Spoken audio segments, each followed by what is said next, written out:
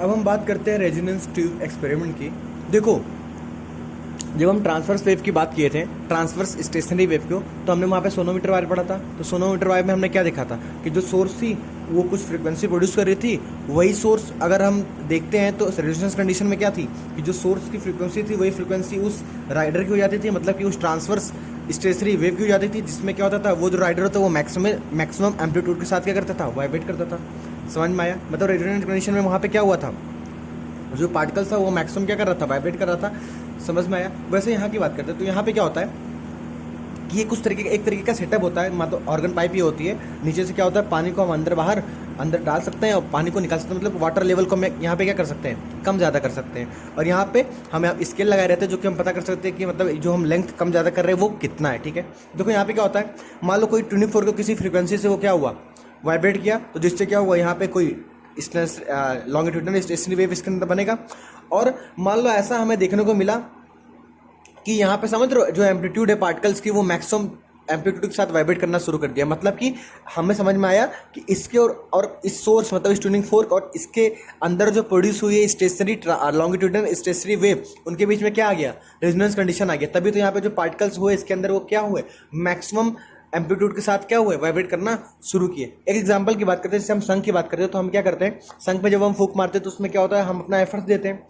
एक समय ऐसा आता है कि जो शंख होता है ना वो समझ रहे हो बजना शुरू हो जाता है, एक मैक्सिमम आवाज़ के साथ बजना शुरू हो जाता है। उसमें उस समय क्या होता है कि जो हम एफर्ट डालते हैं उसकी फ्रीक्वेंसी और जो शंख की फ्रीक्वेंसी है ना वो दोनों क्या हो जाती है, मैच कर जाती है। मतलब कि रेजोनेंस कंडीशन आ जाता है। और रेजोनेंस कंडीशन में आने की वजह से जो पार्टिकल्स होते हैं ना उसके अंदर के वो मैक्सिमम वाइब्रेट करते हैं, जिससे क्या होता है, हमें शंख में मैक्सिमम इंटेंसिटी के साथ साउंड हमें देखने को मिलता है।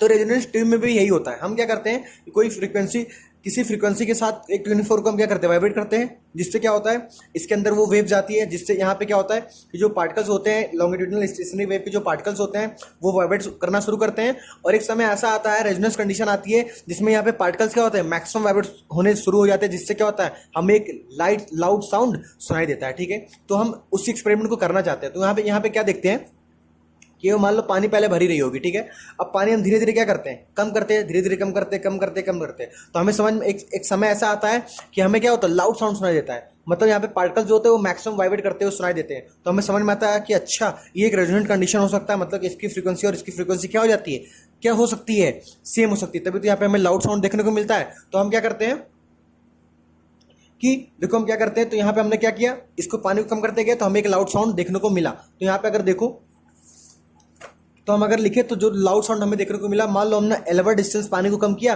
तो हमें लाउड साउंड देखने को मिला। और हम यहाँ पे क्या कर रहे हैं, एक्सपेरिमेंट कर रहे हैं ना, तो एक्सपेरिमेंट में हमें एंड करेक्शन को भी लेना पड़ेगा। ठीक है, तो यहाँ पे देखो हम जब पानी को कम करते गए तो मान लो हम λ/4 डिस्टेंस नीचे गए, तो यहाँ पे जो लेंथ मान लो ये जो वेव बनी वो λ/4 डिस्टेंस नीचे गए, तब जाके हमें लाउड साउंड सुनाई दी। तो यहाँ पे देखो λ/4 किसके इक्वल हो सकता है, तो λ/4 is equal to L1 plus end correction के इक्वल हो सकता है कि नहीं, हो सकता है ना।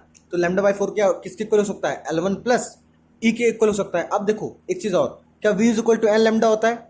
यहाँ पे जो सोर्स है वो सेम है, यहाँ पे मीडियम दोनों में क्या है, सेम है, तो मतलब वेलोसिटी भी सेम है। मतलब कि अगर हम यहाँ पे बात करें, ये जो लैम्डा है इसके अंदर हमें फिर से वही लैम्डा मिल जाए, तो क्या हम बता सकते हैं कि इस समय भी रेजोनेंस कंडीशन आई होगी। देखिए बात को समझिए, यहाँ पे सोर्स सेम है तो एन की वैल्यू सेम है, मीडियम सेम है दोनों में, तो मतलब इसमें मीडियम भी सेम है, मतलब कि यहाँ पे क्या है, वेलोसिटी भी सेम है। मतलब कि अगर हम पानी को और कम करते जाएं और सेम लैम्डा हमें मिल जाए तो क्या हम समझ सकते हैं कि वहाँ पे फिर हमें एक रेजोनेंस देखने को मिलेगा, इसी सोर्स की वजह से रेजोनेंस देखने को मिलेगा। तो हम फिर पानी कम करते गए तो देखो पानी फिर और कम करते गए तो हमें मान लो इस पॉइंट पे हमें क्या देखने को मिला, रेजोनेंस देखने को मिला। तो यहाँ पे देखो जो वेव बनी वो क्या बनी, λ/4 3 λ/4। तो क्या 3 λ/4 is equal to L2 is equal to क्या L2 प्लस ई है। तो हमारे पास क्या बनता है, दो इक्वेशन देखने को मिल गया। देखो हम क्या कर रहे हैं, हमको एक 24 के उस समय कोई वाइब्रेशन हमने वहाँ पे जनरेट किया जिसकी कोई कुछ फ्रीक्वेंसी रही होगी। अब हम क्या किया, यहाँ पे पानी भरा था, हम पानी को धीरे धीरे क्या करते गए, कम करते गए। तो एक समय आया कि हमें लाउड साउंड सुनाई दिया, मतलब कि इसकी फ्रीक्वेंसी और इसकी फ्रीक्वेंसी सेम होगी तभी हमें लाउड साउंड सुनाई दिया, मतलब कि दोनों क्या होंगे, रेजोनेंस कंडीशन में आएंगे तभी हमें लाउड साउंड सुनाई दिया। अब यहाँ पे हम जब लाउड साउंड सुनाई दिया तो मान लो λ/4 डिस्टेंस नीचे गया तो हमें लाउड साउंड सुनाई दिया। और हम स्केल से नापते चले जा रहे हैं कि मतलब कितना पानी अंदर नीचे जा रही है, तो हमने देखा कि 11 डिस्टेंस नीचे गई। तो अगर हम इंड करेक्शन को भी यहाँ पे ऐड करते हैं तो यहाँ पे जो ट्यूब की लेंथ है वो और प्लस ई दोनों को ऐड करेंगे तो λ/4 के इक्वल लिखेंगे। अब हमने क्या किया, हमने देखा कि v is equal to l lambda होता है, तो यहाँ पे सोर्स सेम है और वेलोसिटी सेम है क्योंकि मीडियम सेम है। तो यहाँ पे अगर हमें फिर से वही लैम्डा मिल जाए तो क्या हम ये कह सकते हैं कि फिर से वही हमें रेजोनेंस कंडीशन देखने को मिल गई। तो पानी हम और कम करते गए और फिर मुझे एक कंडीशन आया कि जहाँ पे हमें क्या हुआ, जो वाइब्रेशन है वो ज़्यादा हमें देखने को मिला, तो बोलेंगे वहाँ पे रेजोनेंस कंडीशन आ गया। तो जब हम इसको देखने की कोशिश किए तो यहाँ पे देखो जो वेव बनी वो λ/4 λ/4 λ/4, तो क्या 3 λ/4 is equal to L2 plus e के इक्वल है। तो हमें पास दो इक्वेशन आ गया। अब देखो हम यहाँ पे क्या कर सकते हैं, हमें क्या पता है, लेंथ पता है, मतलब हम जब कितना नीचे आ रहे हैं वो हमें पता है। देखो दो इक्वेशन है तो हम यहाँ पे लैम्डा और ई की वैल्यू हम क्या कर सकते हैं, फाइंड कर सकते हैं। कैसे, देखो दो इक्वेशन है, हमें N1 और L2 की वैल्यू पता है क्योंकि हम पानी नीचे आ रहे हैं तो यहाँ पे स्केल लगी तो हमें बता देता है कि कितना हम लेंथ नीचे आ रहे हैं। तो हम यहाँ से लैम्डा और इंड करेक्शन फाइंड कर सकते हैं। देखो हम इसको अगर माइनस करें तो क्या होगा, 3 λ/4 minus λ/4 is equal to L2 plus e minus of L1 plus e. तो क्या ई कट गया तो L2 minus L1 is equal to 3 λ/4 minus λ/4। तो यहाँ पे देखो क्या 2 λ/4 आएगा which is equal to cut जाएगा, तो क्या λ/2 is equal to L2 minus L1 आएगा, मतलब lambda is equal to L2 minus L1 into 2। तो यहाँ तो देखो लैम्डा की वैल्यू क्या आई, 2 इंटू L2 माइनस L1। तो देखो लैम्डा की वैल्यू क्या आई, 2 इंटू L2 माइनस L1। अब मुझे पता है कि पानी कितना नीचे गया है, L1 क्या होगा और L2 क्या होगा। तो हम यहाँ से क्या पता कर सकते हैं, इसकी जो लैम्डा है वो क्या पता कर सकते हैं। अब हमें पता है v is equal to n lambda होता है, तो लैम्डा की वैल्यू हमें पता है, तो हम यहाँ पे v is equal to n और लैम्डा की वैल्यू क्या, 2 इंटू L1 माइनस L2। तो क्या हम यहाँ से वेलोसिटी भी पता कर सकते हैं कि वो जो वेव है उसकी वेलोसिटी क्या होगी। और हम यहाँ से इंड करेक्शन भी पता कर सकते हैं। कैसे, हम मान लो ये क्वेश्चन और इस क्वेश्चन क्या करते हैं, डिवाइड करते हैं। तो देखो λ/4 divide by 3 λ/4 is equal to L1 plus e divide by L2 plus e. तो डिवाइड के तो ये बाई 4 कट गया, लैम्डा कट गया, तो 1/3 is equal to L1 plus e upon L2 plus e. इसको ले जाओ इधर, तो L2 plus e is equal to 3L1 plus 3e। अब इसको इधर लाओ तो L2 माइनस 3L1 इसको इधर ले जाओ इज इक्वल टू 2e। तो e is equal to L2 minus 3L1 by 2। तो देखो इनकरेक्शन क्या आ गया, L2 माइनस 3L1 बाई 2, मतलब हमें लेंथ पता है ना कितना नीचे के स्केल से नाप लेंगे तो हमें इनकरेक्शन यहाँ पे देखने को मिल जाएगा कि क्या होता है। ठीक है, अब देखो यहाँ पे हम क्या लिखे हैं। ऐसे एक बात बताओ, L2 माइनस 3L1 है ना, अगर L2 3L1 के इक्वल हो जाए, L2 is equal to 3L1 हो जाए। फॉर एग्जांपल कि मान लो हम पानी जो नीचे लेकर गए हैं वो मान लो 10 सेंटीमीटर ले गए तो हमें लाउड साउंड सुनाई देखने को मिला। अब मान लो पानी को और नीचे लेके गए तो जो दूसरी L2 आई वो मान लो 30 सेंटीमीटर आई, तो क्या ये इसकी तिगुनी है। तो मतलब कि L2 क्या है, 3 टाइम्स ऑफ L1 है। तो देखो यहाँ पे अगर 3L1 पुट करेंगे तो क्या ये वैल्यू 0 हो जाएगी, मतलब कि इन करेक्शन हमें क्या देखने को मिल जाएगा, 0। और अगर तो देखो अगर L2 3L1 के इक्वल तो हमें इनकरेक्शन क्या देखने को मिल जाएगा, 0। और अगर हम बात करते हैं L2 is greater then 3L1 है, मतलब कि मान लो L1 की वैल्यू मान लो 10 सेंटीमीटर है और L2 की वैल्यू मान लो 31 सेंटीमीटर है, तो क्या यहाँ पे 1 सेंटीमीटर ज़्यादा है, मतलब कि L2 is greater then 3L1 है। तो यहाँ पे जो इनकरेक्शन है वो नॉट इक्वल टू 0 आएगी। हम ये क्यों बता रहे हैं, क्योंकि अगर क्वेश्चन सॉल्व करेंगे तो हम आप उसका इसमें इस्तेमाल कर सकते हैं। ठीक है, देखो अब हम प्रेशर वेव की बात करते हैं। देखो ये क्या होता है, देखो मान लो एक ऑर्गन पाइप है, तो यहाँ पे हमें पता है कि यहाँ पे हमें ऑलवेज नोड देखने को मिलेगा और यहाँ पे हमें क्या देखने को मिलेगा, एंटी नोड देखने को मिलेगा। मतलब यहाँ के जो पार्टिकल्स होंगे वहाँ पर डिस्प्लेसमेंट क्या होगा, मैक्सिमम होगा, और यहाँ पे पार्टिकल का जो डिस्प्लेसमेंट क्या होगा वो क्या होगा, मिनिमम। मतलब कि अगर डिस्प्लेसमेंट की बात करें तो यहाँ पे हमें डिस्प्लेसमेंट के रिस्पेक्ट में हमें नोड देखने को मिल रहा है, और यहाँ पे अगर डिस्प्लेसमेंट की बात करो तो यहाँ पे डिस्प्लेसमेंट के रिस्पेक्ट में हमें क्या देखने को मिल रहा है, एंटी नोड, क्योंकि हमें पार्टिकल क्या हो रहा है, मैक्सिमम डिस्प्लेस कर रही है। ठीक है, अगर हम प्रेशर की बात करें, यहाँ पे प्रेशर क्या होगा और यहाँ पे प्रेशर क्या होगा, तो जब हमें पता है जो साउंड वेव होती है कंप्रेशन रेयरफिक्शन के फॉर्म में मूव करती है, तो जब हम देखते हैं ना कि जब कंप्रेशन रेयरफिक्शन होता रहता है तो हमें ये समझ में आता है कि जो नोड की पॉइंट होती है ना वहाँ पे हमें प्रेशर ज़्यादा देखने को मिलता है। क्यों, क्योंकि यहाँ पे जो पार्टिकल्स होते हैं ना वो ज़्यादा कंसंट्रेटेड होते हैं, मतलब कि यहाँ पे जो डेंसिटी होती है ना वो ज़्यादा होती है। तो यहाँ पे क्या होता है, जो पार्टिकल जो होते हैं ना नोड पे वो ज़्यादा कंसंट्रेटेड होते हैं, तो वहाँ पे क्या होता है, डेंसिटी ज़्यादा होती है, जिसकी वजह से प्रेशर भी वहाँ पे हमें क्या देखने को मिलता है, ज़्यादा। मतलब कि नोड पे हमें प्रेशर क्या देखने को मिला, ज़्यादा। तो नोड जो पॉइंट है डिस्प्लेसमेंट के लिए वो प्रेशर के लिए क्या काम की, एंटी नोड काम की नहीं। मतलब कि हम क्या देखें कि जब हम कंप्रेशन रेयरफेक्शन के फॉर्म में जब वेव को हम ऑब्जर्व करते हैं तो हम ये पाते हैं कि जहाँ पे डिस्प्लेसमेंट का नोड है, मतलब यहाँ पे जो पार्टिकल की एम्पलीट्यूड है वो जीरो है, वहाँ पे हमें प्रेशर देखने को बहुत ज़्यादा मिलता है। मतलब वहाँ पे प्रेशर क्या होती है, ज़्यादा, मतलब नोड पॉइंट पे प्रेशर क्या होती है, ज़्यादा, मतलब कि डिस्प्लेसमेंट के रिस्पेक्ट में तो ये नोड है, क्योंकि डिस्प्लेसमेंट के रिस्पेक्ट में तो ये नोड है। क्यों? क्योंकि यहाँ पे एम्पलीट्यूड क्या है पार्टिकल का, डिस्प्लेसमेंट क्या है पार्टिकल का, जीरो। लेकिन यहाँ पे हमें प्रेशर ज़्यादा देखने को मिलता है, मतलब कि यहाँ पे पार्टिकल बहुत ज़्यादा कंसंट्रेटेड रहते हैं, मतलब यहाँ पे हमें प्रेशर ज़्यादा देखने को मिलता है। मतलब यहाँ पे प्रेशर का क्या होता है, एंटी नोड होता है, और इसी पॉइंट पे डिस्प्लेसमेंट का क्या होता है, नोड होता है। समझ में आया? और अगर यहाँ की बात करें तो यहाँ पे जो पार्टिकल्स होते हैं ना, कम होते हैं यहाँ पे, मतलब उसकी जो कंप्रेशन रेयरफेक्शन में जब मूव करते हैं तो कुछ इस तरह मूव करते हैं कि एंटी नोड में जो पार्टिकल्स होते हैं ना वो कम कंसंट्रेटेड होते हैं, मतलब कि यहाँ पे जो डेंसिटी होती है ना वो कम होती है, मतलब कि यहाँ पे प्रेशर क्या हो गया, कम हो गया। तो मतलब कि जहाँ पे हमें डिस्प्लेसमेंट के रिस्पेक्ट में एंटी नोड देखने को मिलता है, वहाँ पे हमें प्रेशर के रिस्पेक्ट में क्या देखने को मिलता है, नोड देखने को मिलता है। अब इसको जाके हम जो बोले हैं उसको आप ध्यान से सुनिए, जाइए फिर से, उसके बाद में आप एनिमेशन देखिए यूट्यूब पे, उसके बाद में दोबारा आइए तो आपको अच्छे से समझ में आ जाएगा। तो देखो प्रेशर वेव क्या लिखा है, जहां पे हमें डिस्प्लेसमेंट का नोड देखने को मिलता है, जहां पे हमें डिस्प्लेसमेंट का नोड देखने को मिलता है, मतलब एम्पलीट्यूड जो होती है पार्टिकल की जीरो देखने को मिलती है, वहां पे हमें प्रेशर का क्या देखने को मिलता है, एंटी नोड। क्यों? क्योंकि यहाँ पे पार्टिकल जो होते हैं वो ज्यादा कंसंट्रेटेड होते हैं, मतलब यहाँ पे प्रेशर ज्यादा लगा रहे होते हैं नोड पे, ठीक है। तो हमें प्रेशर के रिस्पेक्ट में क्या देखने को मिलता है, एंटी नोड।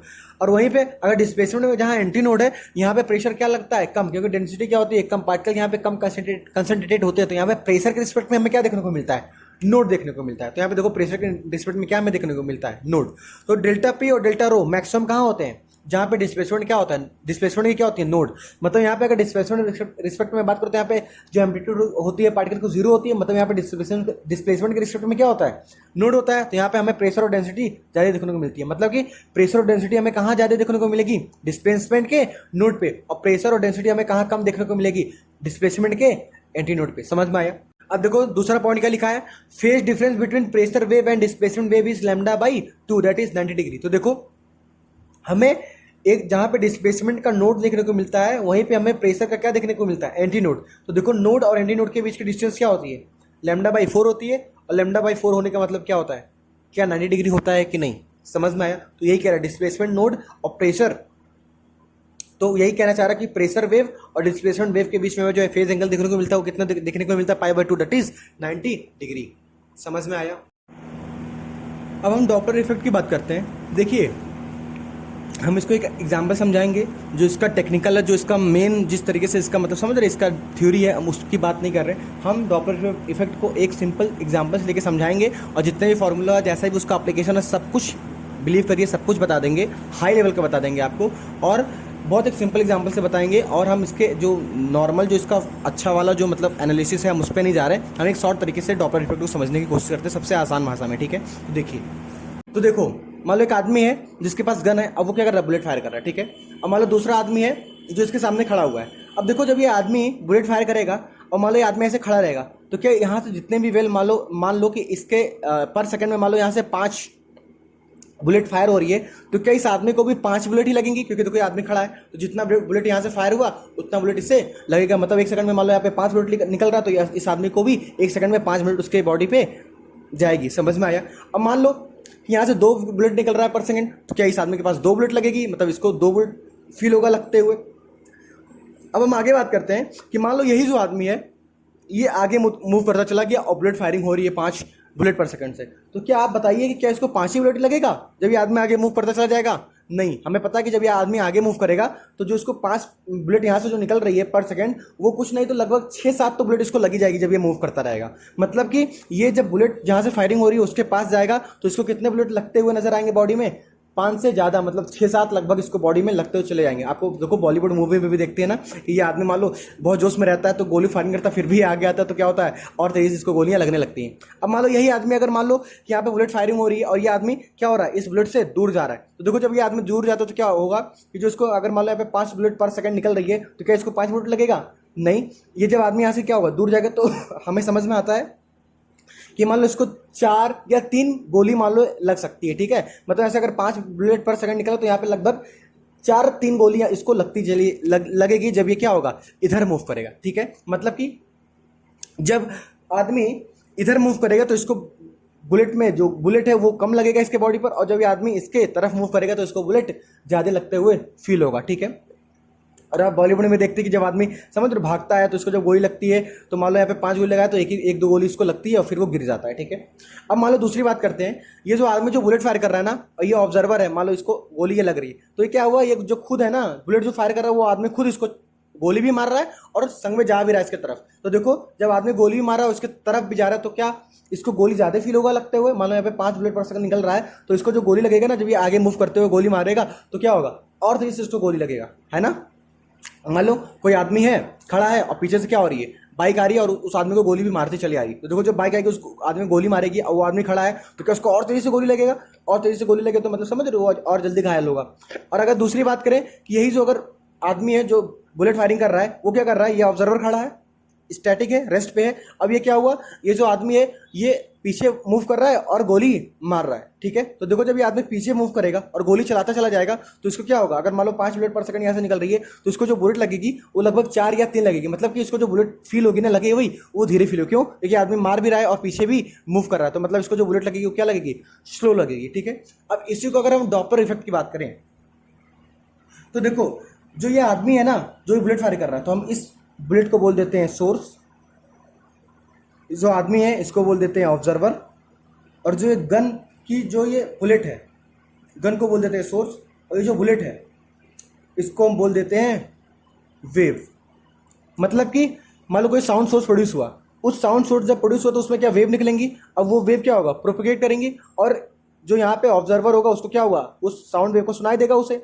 अब जब ये वेव मान लो 5 वेव पर सेकंड निकली तो इस आदमी को 1 सेकंड में कितनी वेव मिलती चली जाएंगी, 5 वेव पर सेकंड मिलती चली जाएंगी। अगर यही आदमी क्या होगा, जो सोर्स साउंड सोर्स है उससे पास जाता हुआ हमें दिखेगा तो क्या होगा, उसको तेज और ज़्यादा आवाज़ सुनाई देती चली जाएगी। और अगर यही आदमी इस सोर्स से दूर जाता हुआ नजर आएगा तो हमें क्या होगा कि जो आवाज़ होगी वो क्या होगी, स्लो सुनाई देती चली जाएगी, ठीक है। और अगर यही जो साउंड सोर्स है वो मान लो ये आदमी ऑब्जर्वर है खड़ा है और ये साउंड सोर्स मान लो मूव करती चली जा रही है, तो यहाँ पे जो वेव प्रोड्यूस होगा वो सेम फ्रीक्वेंसी से तो प्रोड्यूस होगा, लेकिन ये जो आदमी फील करेगा वो क्या करेगा, ज्यादा फील करेगा, क्यों, ये देखो ये सोर्स पे क्या हो रही है, आगे बढ़ती चली जा रही है। और अगर यही सोर्स आदमी अगर स्टैटिक है, इसके दूर जा रहा है ये सोर्स और साउंड प्रोड्यूस कर रहा है, तो जो ये वेव ये फील करेगा वो क्या फील करेगा, जो अगर यहाँ से 5 वेव पर सेकंड निकल रही है तो ये लगभग कुछ ज्यादा समय लगेगा 5 वेव को फील करने में। समझ में आया। तो मतलब कि कोई साउंड सोर्स है या कोई सोर्स है उससे वेव निकल रही है, और अगर कोई ऑब्जर्वर है वो स्टैटिक है तो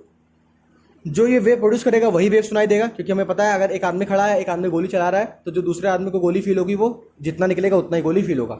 अगर ये आदमी इस सोर्स की तरफ मूव करेगा तो मतलब इसको ज़्यादा फ्रीक्वेंसी वाली साउंड सुनाई देगी, अगर ये दूर मूव करेगा तो इसको कम फ्रीक्वेंसी वाली साउंड सुनाई देगी। वैसे ही जैसे कि अगर आदमी एक बुलेट फायरिंग वाले आदमी से क्या हो रहा है, करीब जा रहा है तो उसको तेजी से बुलेट फायर होते हुए दिखेगा, मतलब उसको फील होगा, और जब दूर जाएगा इससे तो स्लो उसको बुलेट लगते हुए दिखेगा। और अगर सोर्स खुद मूव करेगा मतलब बुलेट फायरिंग करते हुए आगे जाएगा तो उसको ज़्यादा बुलेट फील करता हुआ नजर आएगा, मतलब फ्रीक्वेंसी इसको ज़्यादा समझ में आएगी, बुलेट की लगने की वजह लगेगी, जो बुलेट लगेगी उसकी जो फ्रीक्वेंसी होगी उसको ज़्यादा फील समझ में आएगी। और जब ये बुलेट फायर करते करते पीछे जाएगा तो इसको फ्रीक्वेंसी जो बुलेट की लगेगी वो क्या होगी, कम फील नजर आएगी। समझ में आया। तो यही हम वेव के लिए भी कह सकते हैं। तो देखो जब ये आदमी मूव कर रहा है तो इसको ज़्यादा फ्रीक्वेंसी फील हो रही है, और अगर ये दूर जा रहा है तो इसको कम फ्रीक्वेंसी फील हो रही है। अगर ये सोर्स एक ही जगह पर है और ये आदमी टुवर्ड्स जा रहा है सोर्स के तो ज़्यादा फ्रीक्वेंसी फील हो रही है, और अगर ये आगे जा रहा है सोर्स से तो कम फ्रीक्वेंसी फील हो रही है।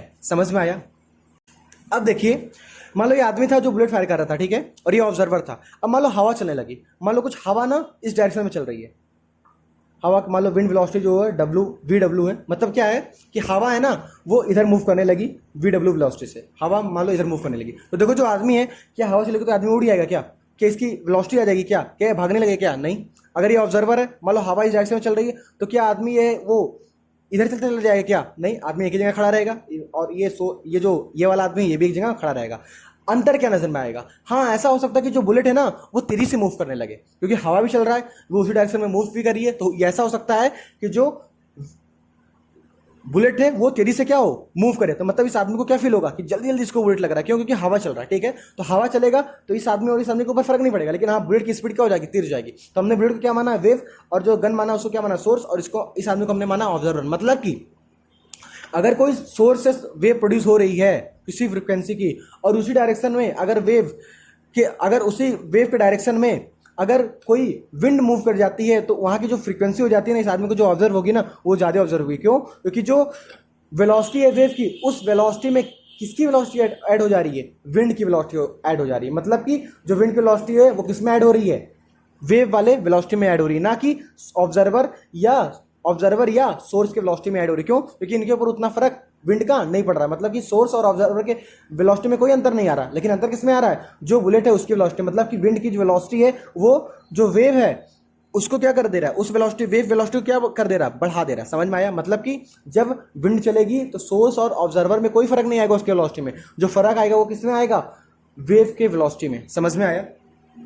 अब देखिए, मान लो क्या है कि मान लो यहाँ पे कोई सोर्स है, ठीक है। अब ये पॉइंट सोर्स है तो क्या होगा? इस सर्कल फॉर्म में क्या होगा? वेव जनरेट होगा। और यहाँ पे मान लो कोई ऑब्जर्वर है, ये ऑब्जर्वर है, ये सोर्स। अब मान लो ऑब्जर्वर है ना, वो इस डायरेक्शन के परपेंडिकुलर मूव कर रहा है, किस वेलोसिटी से? किसी भी वेलोसिटी वीओ से।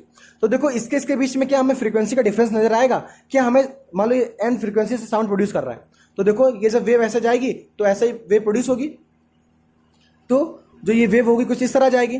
तो देखो जो ये वेव मान लो प्रोड्यूस हो रही है, तो क्या इसकी मान लो वेव की जो वेवलेंथ है वो मान लो लैम्डा है, इसकी फ्रीक्वेंसी क्या एन है, तो मान लो इसकी वेलोसिटी क्या हुई? तो इसकी जो वेलोसिटी होगी क्या होगी? एन लैम्डा होगी। तो फ्रीक्वेंसी क्या होगी? वी वाई लैम्डा होगी। मतलब कि इस फ्रीक्वेंसी से ये क्या होगा? मूव करता चला जाएगा। तो देखो यहाँ पर जो आदमी है ना वो क्या हो रहा है? इसके परपेंडिकुलर डायरेक्शन में मूव कर रहा है। तो जो ये ऑब्जर्व करेगा ना वेव, तो देखो यहाँ पे क्या है? लैम्डा तो हर बार कांस्टेंट है, क्योंकि यहाँ पे इनके बीच में कोई रिलेटिव वेलोसिटी नहीं है। कि मतलब अगर ये ज्यादा होता तो ये क्या करता? इसको धक्का, मतलब कि समझ रहे हो, इस पे जल्दी टकराता वेव और इसकी फ्रीक्वेंसी कुछ ज्यादा समझ में आती है। लेकिन ऐसा कुछ नहीं यहाँ पे हो रहा है। यहाँ पे क्या हो रहा है? जो लैम्डा है वो तो सेम है, और जो यहाँ पे फ्रीक्वेंसी निकल रही है क्योंकि मीडियम सेम है तो यहाँ पे भी सेम है। मतलब कि जो सोर्स से फ्रीक्वेंसी निकल रही है वो सेम निकल रही है, और ये जो ऑब्जर्वर है जो ऑब्जर्व कर रहा है वो भी क्या करेगा? सेम ऑब्जर्व करेगा। मतलब उसको मान लो 5 वेव पर सेकंड निकल रही है तो यहाँ पे उसको 5 वेव ही फील होगी। ऐसा नहीं कि 7 या 8 वेव फील हो या 3 या 4 वेव फील हो, नहीं। जो वेव निकल रही है जितने पर सेकंड से उतना ही वेव इसको फील होगा। क्यों? क्योंकि इस पार्टिकल का कोई इधर कंपोनेंट नहीं है वेलोसिटी का। अगर इधर कंपोनेंट होता तो ये क्या होता? अगर ये इधर मूव करती तो क्या होता? इसका अपोजिट मूव करता, मतलब कि इसको जल्दी जल्दी गोली लगती, मतलब कि इसकी वेव की जो इसको वेव की फ्रीक्वेंसी समझ में आती है वो क्या आती है? ज्यादा आती है। बट ऐसा यहाँ पे नहीं है। यहाँ पे क्या है? इसके परपेंडिकुलर मूव कर रहा है, तो मतलब इसको जो यहाँ से फ्रीक्वेंसी निकल रही है वही फ्रीक्वेंसी क्या होती है? इसको जो वही फ्रीक्वेंसी क्या होगी? इसको ऑब्जर्व होगी। मतलब कि अगर कोई सोर्स है और कोई ऑब्जर्वर है, उन दोनों के बीच में मान लो सोर्स कोई है, सोर्स इस तरह वेव प्रोड्यूस कर रहा है और ऑब्जर्वर मान लो उसके परपेंडिकुलर डायरेक्शन में मूव कर रहा है, तो वहां पे जो इसकी फ्रीक्वेंसी सोर्स की प्रोड्यूस होगी वही जो ऑब्जर्वर की फ्रीक्वेंसी होगी। जो ऑब्जर्वर ऑब्जर्व करेगा फ्रीक्वेंसी वो क्या होगी? सेम होगी। इसका उल्टा माने अगर मान लो ऑब्जर्वर रेस्ट पे है और कोई सोर्स है वो वी वेलोसिटी से मूव कर रहा है, सोर्स की वेलोसिटी मान लो वी है, तो ये क्या होगा? सोर्स इस तरह मूव कर रहा है तो ये भी फिर क्या होगा? ऐसे वेव प्रोड्यूस करेगा। मतलब कि जो वेव प्रोड्यूस होगी इस डायरेक्शन में उसकी फ्रीक्वेंसी क्या होगी? सेम। क्यों? क्योंकि लैम्डा सेम है और इस डायरेक्शन में जो इसकी वेलोसिटी है इसके कंपोनेंट की वजह से क्या है? 0 है। मतलब कि इसकी जो खुद की वेव की वेलोसिटी होगी बस वही वेलोसिटी है। जो मान लो ये परपेंडिकुलर डायरेक्शन में मूव कर रहा है सोर्स, तो यहाँ पे देखो जो ये वेव प्रोड्यूस करेगा क्या है? वो मान लो 5 वेव पर सेकंड से मूव प्रोड्यूस कर रहा है, तो क्या ये 5 वेव पर सेकंड से ही क्या ये ऑब्जर्व भी करेगा? मतलब इसकी जो वेव प्रोड्यूस होगी ये सेम वेव ऑब्जर्व करेगा। मतलब इसकी जो फ्रीक्वेंसी होगी वही फ्रीक्वेंसी क्या होगी? इसकी होगी। क्यों? क्योंकि अगर ये सोर्स है इसका कुछ कंपोनेंट इधर नहीं है जो इसको क्या प्रोवाइड कर सके? रिलेटिव मोशन प्रोवाइड कर सके, जिससे क्या होगा कि गन, समझ रहे हो, गन से बुलेट फायर करो तो जल्दी जल्दी फायर हो जब ये जो ये सोर्स है वो क्या है? आ गया है। तो ऐसा यहाँ पे कुछ नहीं हो रहा है। मतलब कि सोर्स क्या है? अगर परपेंडिकुलर डायरेक्शन में है तो जो वेव यहाँ पे प्रोड्यूस होगी उसकी जो फ्रीक्वेंसी होगी वही फ्रीक्वेंसी ऑब्जर्वर को भी सुनाई देगी। मतलब कि सोर्स और ऑब्जर्वर दोनों अगर परपेंडिकुलर हैं तो वहां पे जो फ्रीक्वेंसी जो सुनाई देगी ऑब्जर्वर को वो वही फ्रीक्वेंसी सुनाई देगी जो सोर्स से प्रोड्यूस हो रही होगी। समझ में आया? और अगर विंड फ्लो कर रहा है तो सोर्स और ऑब्जर्वर की वेलोसिटी पे कोई फर्क नहीं पड़ेगा। फर्क पड़ सकता है किसके वेलोसिटी पे? वेव की वेलोसिटी पे। तो फर्क क्या होगा कि अगर मान लो वेव मूव कर रही है उसी डायरेक्शन में, अगर विंड फ्लो कर रहा है तो जो वेलोसिटी होगी वेव की और प्लस जो वेलोसिटी होगी विंड की वो क्या हो जाएगी? ऐड हो जाएगी। और अगर वेव इस तरह मूव कर रहा है और वेलोसिटी विंड की इस तरह है तो यहाँ पे क्या आएगा? जो वेव की वेलोसिटी होगी और जो विंड की वेलोसिटी होगी वो क्या आएगी? माइनस आएगी। समझ में आया? देखो अब देखो हम क्या यहाँ पे डॉपलर इफेक्ट क्या होता है? Due to relative motion between source and observer observes different frequency from the frequency produced by a source. This change in frequency due to the relative motion between source and observer is known as Doppler effect. जो frequency source produce कर रहा है, जो observer observe कर रहा है, उनके बीच में कुछ फ्रीक्वेंसी डिफरेंस समझ में आ रहा है, मतलब एपरेंट फ्रीक्वेंसी उसको समझ में आ रही है, जो एक्चुअल फ्रीक्वेंसी है उससे कुछ अलग फ्रीक्वेंसी समझ में आ रही है, उसको हम क्या बोल रहे हैं, डॉपलर इफेक्ट। और ये क्यों प्रोड्यूस होगा, कब प्रोड्यूस होगा, जब उनके बीच में क्या होगा, रिलेटिव मोशन होगा। समझ में आया। This phenomena is related to the change in frequency और change in pitch but not related to the change in intensity. मतलब कि हमें फ्रीक्वेंसी का डिफरेंस दिखेगा लेकिन उसमें इंटेंसिटी का कोई वेरिएशन हमें देखने को नहीं मिलेगा। इंटेंसिटी क्या रहेगी, कांस्टेंट रहेगी। ये हम किस में देख सकते हैं Doppler effect, sound wave, light wave, electromagnetic wave, microwave, radio wave और सभी अलग अलग वेव में भी हम देख सकते हैं। समझ में आया डॉपलर इफेक्ट। तो देखो जो जनरल फॉर्मूला होता है ना, वो देखो क्या होता है, जो ऑपरेंट फ्रीक्वेंसी होती है, मतलब जो ऑब्जर्व करता है ऑब्जर्वर, उसकी जो फ्रीक्वेंसी होती है, जो ऑब्जर्व करता है ऑब्जर्वर, उसकी जो फ्रीक्वेंसी होती है वो होती है v plus minus v naught upon v plus minus v s into n. N क्या है, सोर्स की फ्रीक्वेंसी। तो जो ऑब्जर्व होगी फ्रीक्वेंसी, मतलब अपरेंट फ्रीक्वेंसी जो होगी वो v plus minus v naught upon v plus minus v s into n होगी। एन क्या है, सोर्स की फ्रीक्वेंसी। अब देखो, अब ये चीज हम इस पे लगाने से पहले एक ट्रिक जान लेते हैं।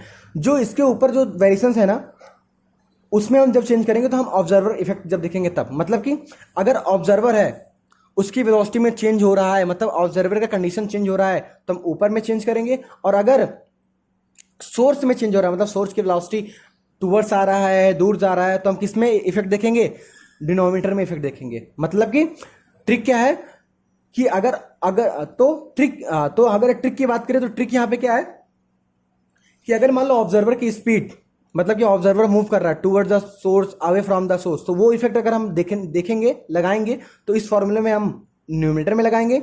और अगर सोर्स मूव कर रहा है ऑब्जर्वर की तरफ या अवे मूव कर रहा है, तो जो सोर्स की इफेक्ट होगी वेलोसिटी की, वो हम किस में लगाएंगे, नीचे वाले डिनोमिनेटर में लगाएंगे। ठीक है, तो देखो इसको याद करने का तरीका क्या है, ओ फॉर ऑफिसर और एस फॉर सर्वेंट। तो ऑफिसर क्या होता है, सुपीरियर होता है, तो न्यूमरेटर में है, और जो सर्वेंट होता है वो डिनोमिनेटर में, क्योंकि ये क्या होता है, इन्फीरियर होता है। तो यहाँ पे देखो, जो फिर से बता दें क्या फॉर्मूला हुआ अपरेंट फ्रीक्वेंसी का, v plus minus v naught upon v plus minus v s into n. V o क्या है, ऑब्जर्वर की स्पीड, और वी एस क्या है, सोर्स की स्पीड, और v क्या है, वेव की वेलोसिटी। समझ में आया। अब देखो, अब कंडीशंस की बात करते हैं। ठीक है, देखो ये ऑब्जर्वर है, ये सोर्स है, सोर्स वीएस वेलोसिटी से मूव कर रहा है। तो देखो सोर्स क्या हो रहा है, वीएस वेलोसिटी से मूव कर रहा है, मतलब यहाँ पे क्या होगी, फ्रीक्वेंसी बढ़ेगी। तो देखो फ्रीक्वेंसी बढ़ेगी ना, तो जो अपरेंट फ्रीक्वेंसी होगी वो क्या होगी, बढ़ेगी।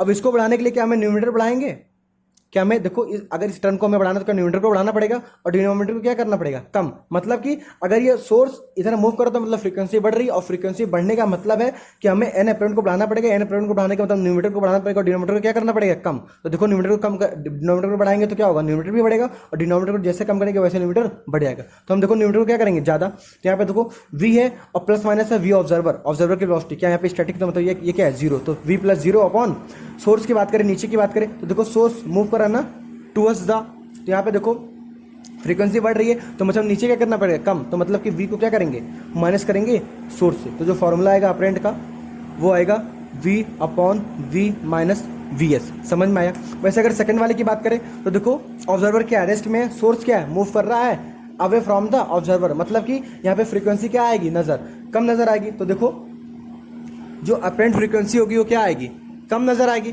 फ्रीक्वेंसी कम नजर आएगी तो हमें क्या करना पड़ेगा, न्यूमरेटर को कम करना पड़ेगा और डिनोमिनेटर को बढ़ाना पड़ेगा। अगर डिनोमिनेटर को बढ़ाएंगे तो न्यूमरेटर क्या हो जाएगा, कम हो जाएगा, और न्यूमरेटर को कम करेंगे तो न्यूमरेटर तो एन अपरेंट भी क्या हो जाएगा, कम। तो देखो न्यूमरेटर को कम करना है, तो देखो velocity of wave plus observer की वेलोसिटी प्लस माइनस ऑब्जर्वर की वेलोसिटी, लेकिन ऑब्जर्वर रेस्ट में तो यहाँ पे वेलोसिटी क्या आएगा, जीरो आएगा, अपॉन सोर्स की अगर बात करें तो देखो सोर्स मूव कर रहा है, हमें क्या करना है, फ्रीक्वेंसी को क्या करना है, कम करना है। तो फ्रीक्वेंसी कम करने के लिए डिनोमिनेटर क्या करना पड़ेगा, बढ़ाना पड़ेगा। मतलब यहाँ पे हम क्या यूज करेंगे, प्लस साइन, तो v प्लस वी एस। तो जो एन अपरेंट आएगा वो आएगा v upon v plus v S. समझ में आया। अगर तीसरे कंडीशन की बात करें तो देखो अब क्या है, ऑब्जर्वर मूव कर रहा है टुवर्ड्स द सोर्स, मतलब जहाँ साउंड प्रोड्यूस हो रही है ऑब्जर्वर उसकी तरफ मूव कर रहा है, तो फ्रीक्वेंसी क्या होगी, बढ़ेगी। तो एन अपरेंट हमें क्या करना पड़ेगा, बढ़ाना पड़ेगा। तो हमें न्यूमरेटर की वैल्यू बढ़ानी पड़ेगी और डिनोमिनेटर की वैल्यू क्या करनी पड़ेगी, कम करनी पड़ेगी। और न्यूमरेटर में क्या आता है, wave velocity plus of observer. तो देखो ऑब्जर्वर क्या हो रहा है, टुवर्ड्स आ रहा है, मतलब यहाँ पे देखो फ्रीक्वेंसी बढ़ रही है, तो यहाँ पे हम क्या लिखेंगे, प्लस लिखेंगे, प्लस ऑब्जर्वर, और नीचे क्या करेंगे, माइनस करेंगे। तो यहाँ पे v माइनस सोर्स, यहाँ पे स्टैटिक है, मतलब यहाँ पे क्या है, जीरो है, तो यहाँ पे जीरो हो जाएगा। तो देखो क्या आएगा, v प्लस ऑब्जर्वर की velocity upon v into n। समझ में आया? तो जो अपरेंट वेलोसिटी आएगी वो क्या है, v plus v naught upon v। अगर ये इसकी बात करें तो देखो सोर्स एक जगह है, ऑब्जर्वर क्या हो रहा है, सोर्स से दूर जा रहा है, दूर जा रहा है तो मतलब फ्रीक्वेंसी क्या होगी, कम होगी। तो देखो फ्रीक्वेंसी कम करनी है, फ्रीक्वेंसी देखो, तो फ्रीक्वेंसी में क्या करनी है, कम करनी है। तो फ्रीक्वेंसी कम करने के लिए क्या करेंगे, न्यूमरेटर को कम करेंगे, डिनोमिनेटर को बढ़ाएंगे। न्यूमरेटर कम करने का मतलब क्या है, जो वेलोसिटी ऑब्जर्व की वो माइनस करेंगे, ऑब्जर्वर की वेलोसिटी माइनस करेंगे, और नीचे क्या होगी, सोर्स की वेलोसिटी ऐड करेंगे। तो यहाँ पे देखो सोर्स की वेलोसिटी जीरो, तो हम यहाँ पे करेंगे जीरो ऐड करेंगे तो क्या आएगा, v minus v naught upon v into n. समझ में आया?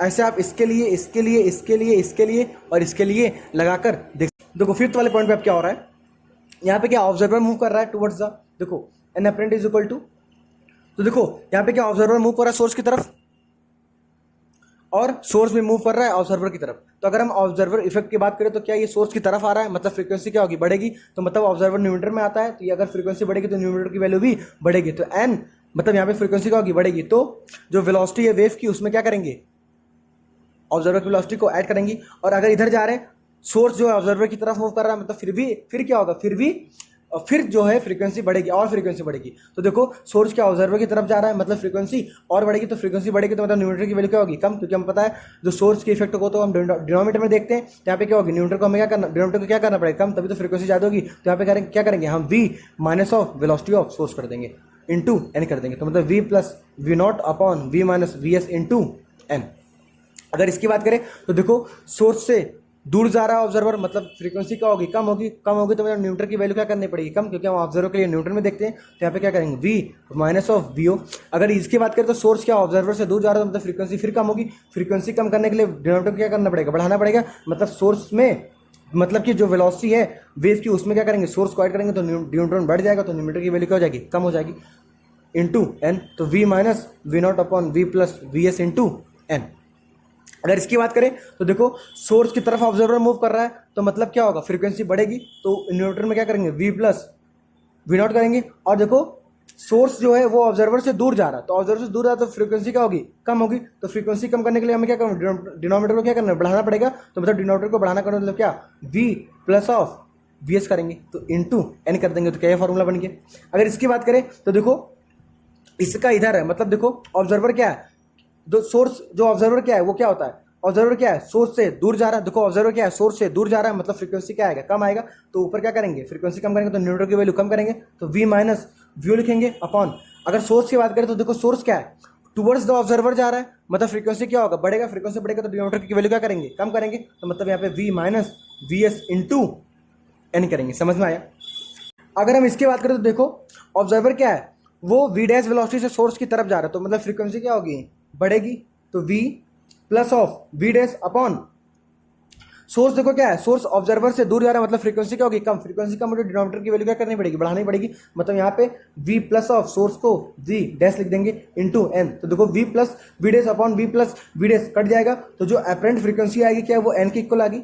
मतलब कि देखो इसका कहने का मतलब क्या है, मतलब तुम एक कार में बैठे हो, एक दूसरा आदमी वो भी कार में बैठा हुआ है, और दोनों क्या है 5 मीटर पर सेकंड से दूर जा रहे हैं। तो देखो 5 मीटर पर सेकंड से दूर जा रहा है, क्या इनके बीच में रिलेटिव मोशन है क्या, नहीं, क्योंकि दोनों एक दूसरे के रिस्पेक्ट में क्या है, रेस्ट में। तभी तो देखो इनके बीच की डिस्टेंस क्या है, कांस्टेंट है। मतलब कि अगर यहाँ से मान लो इस आदमी को ये बुलेट फायर कर रहा है, तो अगर ये मान लो 5 बुलेट पर सेकंड फायर कर रहा है, तो क्या इसको 5 बुलेट पर सेकंड इसके कार में लगती हुई नजर आएगी। मतलब कि यहाँ पे जो एक्चुअल रिलेटिव मोशन है वो क्या है, जीरो है। रिलेटिव मोशन जीरो, मतलब कि जो बुलेट यहाँ से फायर कर रहा है वही पर सेकंड बुलेट 5 बुलेट पर सेकंड से इसको ये ऑब्जर्व हो रहा है कार को लगते हुए। मतलब कि यहाँ पे जो अपरेंट फ्रीक्वेंसी वो क्या हो गई, एक्चुअल फ्रीक्वेंसी के इक्वल हो गई। मतलब यहाँ पे हम तो डॉपलर इफेक्ट देखने को मिला ही नहीं। इसी वजह से क्या हुआ, n apparent is equal to n. समझ में आया?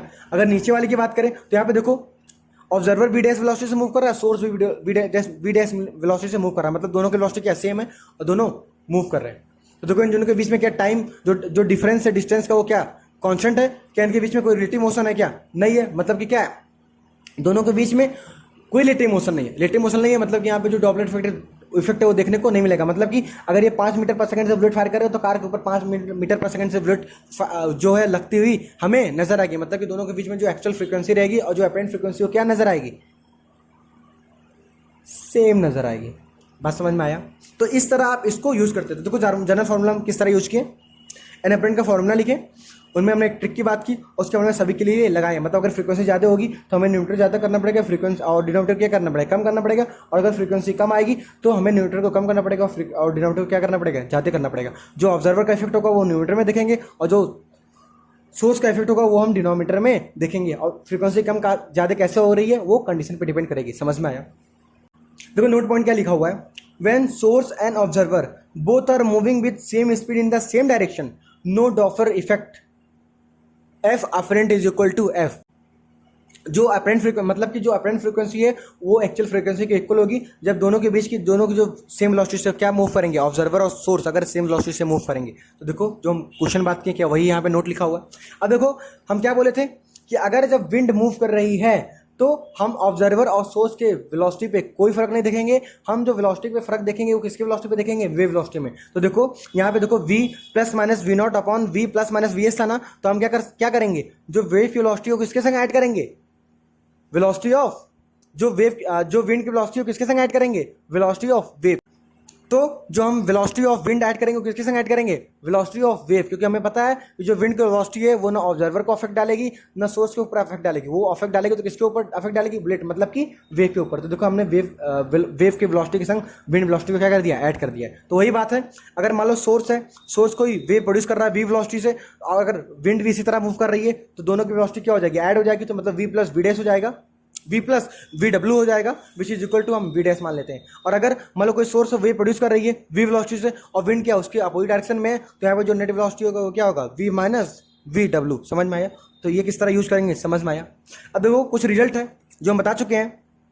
देखो मान लो कोई सोर्स है स्टैटिक है और जो ऑब्जर्वर इसके परपेंडिकुलर डायरेक्शन में मूव कर रहा है, तो हमें पता है कि अगर ये परपेंडिकुलर डायरेक्शन में मूव करेगा तो यहाँ पे से जो वेव निकलेंगी, मान लो 5 मीटर पर सेकंड से निकल रही है, तो इसको 5 मीटर पर सेकंड से ही वेव आती हुई नजर आएगी। मतलब फ्रीक्वेंसी जो होगी अपरेंट वो किसके इक्वल होगी, एक्चुअल फ्रीक्वेंसी के। अगर मान लो इसका उल्टा कर दें, सोर्स को मूव करा दे वीएस वेलोसिटी से और ऑब्जर्वर को एक जगह रेस्ट पे रखें, तो सेम वही बात कि जो वेव है 5 मीटर पर सेकंड से मूव करेगी, मान लो 5 वेव पर सेकंड से मूव करेगी, तो इसको ऑब्जर्वर की क्या होगा, 5 वेव पर मीटर पर सेकंड से फील होता हुआ नजर आ गया। मतलब जो अपरेंट फ्रीक्वेंसी होगी वो एक्चुअल फ्रीक्वेंसी के इक्वल होगी। मतलब कि इस दोनों कंडीशन में हमें डॉपलर इफेक्ट देखने को नहीं मिलेगा। अगर बात करें अगर कोई सोर्स से मान लो वो रेस्ट पर है और वी ऑब्जर्वर है जो at at angle theta v naught velocity से मूव कर रहा है, तो हमें पता है कि इसका एक कंपोनेंट परपेंडिकुलर होगा, एक कंपोनेंट इसके डायरेक्शन में होगा। तो जो इसके डायरेक्शन में कंपोनेंट होगा वो होगा वी नॉट कॉस थीटा। मतलब कि जो सोर्स है उसकी तरफ हमें ऑब्जर्वर आता हुआ दिखेगा, मतलब वेलोसिटी क्या होगी, बढ़ेगी। तो न्यूटन की जो कंडीशन होगी फ्रीक्वेंसी क्या होगी, बढ़ेगी। और जो तो फ्रीक्वेंसी क्या होगी, बढ़ेगी। और फ्रीक्वेंसी बढ़ेगी तो मतलब कि हमें जो ऑब्जर्वर का इफेक्ट वो हम न्यूटन में देखते हैं, तो यहाँ पे हमें क्या करना पड़ेगा, न्यूटन को बढ़ाना पड़ेगा। तो यहाँ पे देखो ऐड हो गया है ऑब्जर्वर की velocity v naught cos theta और सोर्स की वेलोसिटी यहाँ पे 0 है, तो यहाँ पे क्या आ गया, v आ गया। और अगर बात करें इसकी वेलोसिटी तो क्या है, परपेंडिकुलर हो गया। मतलब कि सोर्स और जो ऑब्जर्वर की वेलोसिटी क्या है, परपेंडिकुलर, तो मतलब कोई डॉपलर इफेक्ट हमें तो इसका मतलब कोई डॉपलर इफेक्ट हमें देखने को नहीं मिलेगा।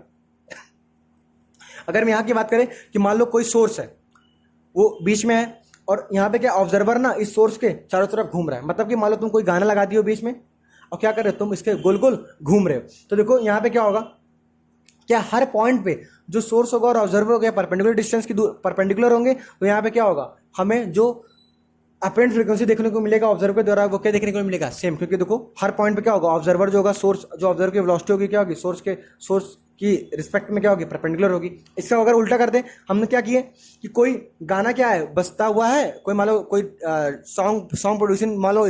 सॉन्ग प्रोड्यूसिंग ऑब्जेक्ट है, वो क्या होगा, गोल गोल घूम रहा है और हम बीच में खड़े हैं, हम उसको ऑब्जर्व कर रहे हैं। तो देखो जब हम बीच में होके ऑब्जर्व करेंगे तो देखो जो साउंड की वेलोसिटी होगी, जो सोर्स की वेलोसिटी होगी वो ऑब्जर्वर के डिस्टेंस में क्या होगी, 90 डिग्री पे होगी। मतलब कि हर बार हमें 90 डिग्री देखने को मिलेगा।